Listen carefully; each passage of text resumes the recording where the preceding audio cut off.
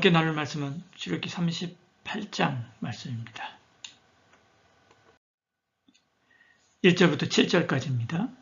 그가 또 조각목으로 번제단을 만들었으니 길이는 5규빗이요 너비는 5규빗이라 네모가 반듯하고 높이는 3규빗이며 내 모퉁이 위에 그 뿔을 만들되 그 뿔을 제단과 연결하게 하고 제단을 노수로 쌌으며 제단의 모든 기구 곧 통과 부삽과 대야와 고기 갈고리와 불 옮기는 그릇을 다 놋으로 만들고 제단을 위하여 놋 그물을 만들어 제단 주위 가장자리 아래에 두되 제단 절반에 오르게 하고 그 놋 그물 네 모퉁이에 채를 꿰 고리 넷을 부어 만들었으며 채를 조각목으로 만들어 놋으로 싸고 제단 양쪽 고리에 그 채를 꿰어 매게 하였으며 제단은 널판으로 속이 비게 만들었더라.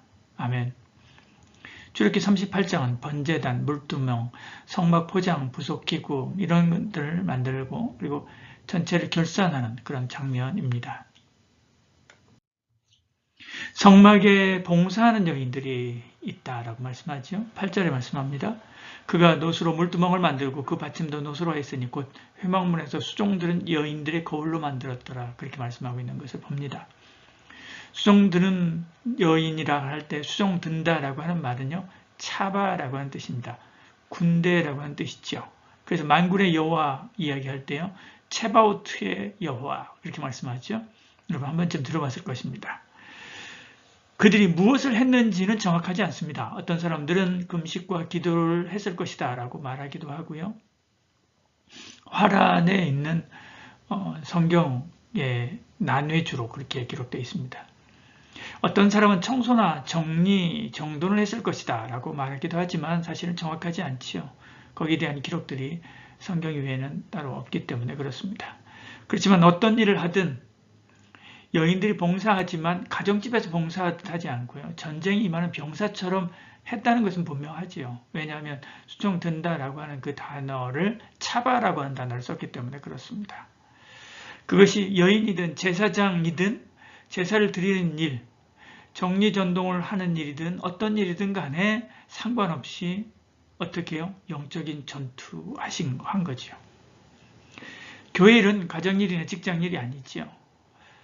교회 일은 영적 전쟁터에서 싸우는 그 병사와 같은 초급을 다투는 중요한 일들입니다. 왜냐하면 교회 청소 하나가 처음은 누군가에게 마음을 편하게 하고 그가 주님을 믿고 영접하게 하는 계기가 될 수 있도록 만들기 때문에 그렇습니다. 어떤 사람은 죽으려다가 마지막으로 교회에 가서 기도를 한번 하자라고 하는 마음 가지고 왔는데요. 그를 처음 맞이하는 성도가 밝고 밝은 푸근한 얼굴과 표정과 사랑이 넘치는 그런 가슴으로 그를 맞이했을 때 그가 그 사람을 보고 그 사람을 통해서 교회에 들어오고 와서 예배하는 중에 평안함을 느끼고 하나님을 만날 수 있기 때문에 그렇습니다. 주님 몸된 교회에서 활동은 그 무엇이든 주님의 말씀을 따라서 정성을 다해야 되는 것이죠. 우리가 한 작은 일이 우리가 하는 별것도 아닌 그 일들 같은 것이 죽으려고 하는 사람을 살릴 수 있고요. 가정이 파탄나고 무너지려고 하는 그런 가정들을 세울 수 있고요. 희망을 꺾어버린 아이들에게 새로운 희망이 솟도록 할 수도 있기 때문에 그렇습니다. 초급을 다투는 일이고요. 중요한 일입니다. 그래서 교회 사역에 대해서 어떤 때 하나님께서 마음을 주실 때가 있지요. 오늘 교회 가고 싶은데 오늘 교회 가서 그거 내가 손보고 싶은데 라고 하는 마음들이 들 때가 있습니다. 그럴 때 지체 말고 순종하는 저와 여러분들을 축복합니다. 그것을 통해서 하나님께서 또 하시고 싶은 일이 있기 때문에 그렇게 하시는 거예요. 18절에 뜰의 휘장분을 청색, 자색, 홍색 실과 가느개권, 배실로 수놓아 짰으니 길이는 20규빗이요 너비와 높이는 뜰의 포장과 같이 5규빗이며 그렇게 말씀합니다. 성막 휘장을 지칭하는 단어가 5가지인데요.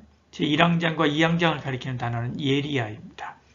성소와 지성소를 구분하는 단어는 포레키드입니다.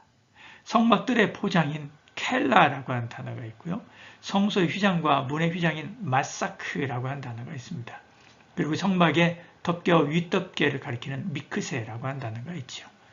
이 중에 성소 휘장과 뜰 문의 휘장을 가리키는 마사크라고 하는 단어는요. 하나님께서 보호의 날개로 덮어주셨다라고 하는 표현할 때 이 마사크라고 하는 단어를 쓰죠. 시편에서 광야 생활을 회상하면서 구름 기둥이 이스라엘 백성들을 덮어서 광야의 뜨거운 빛을 가려 보호했다라고 찬송할 때 이 마사크라고 하는 단어를 씁니다.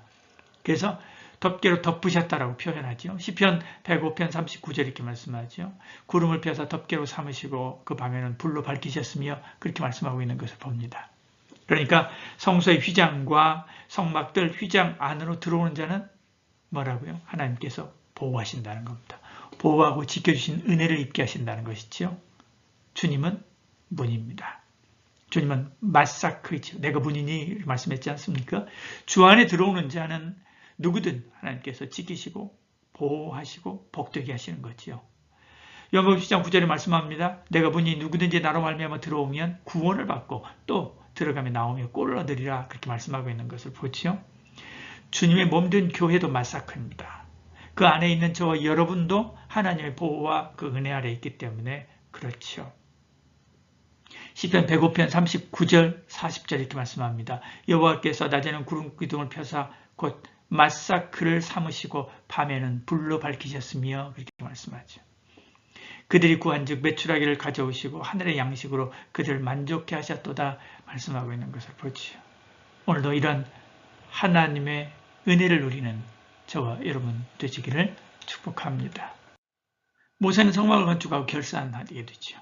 아론의 아들 이다말이 결산을 합니다. 금이 29달란트 730세겔, 은이 100달란트 1775세겔, 놋이 70달란트 2400세겔이었죠. 금만 봐도요 1톤이나 됩니다. 막대한 예산이 들어간 것입니다. 모세는 이 큰 성막 건축을 주먹구구식으로 하지 않습니다.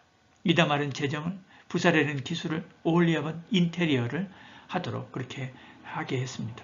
모세는 아주 조직적이고 그리고 업무 분장을 철저하게 해서 각기 맡은 일들을 감당하도록 했지요.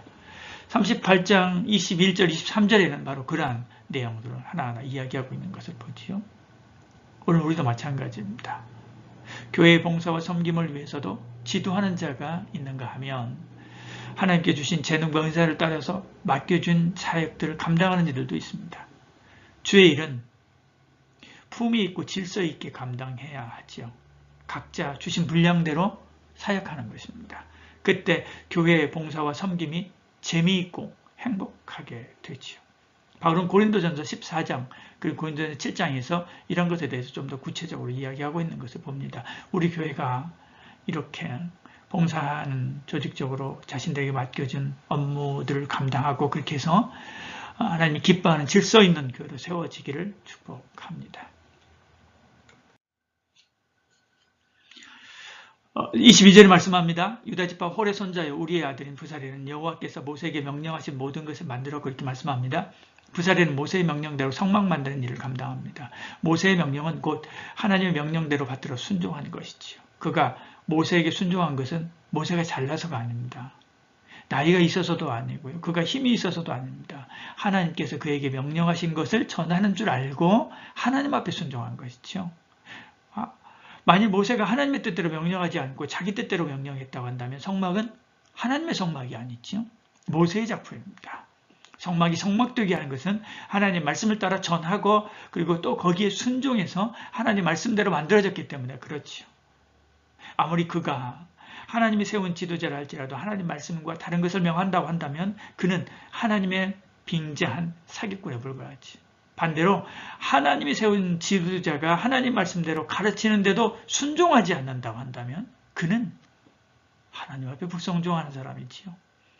그러므로 교회 일은 지도자나 성도 모두 하나님 앞에 모두가 다 겸손하게 엎드려서 하나님 말씀을 받들어 섬길 때 참 교회가 되는 겁니다. 하나님의 영광이 나타나는 그런 주님의 몸된 교회가 될 수가 있는 거지요.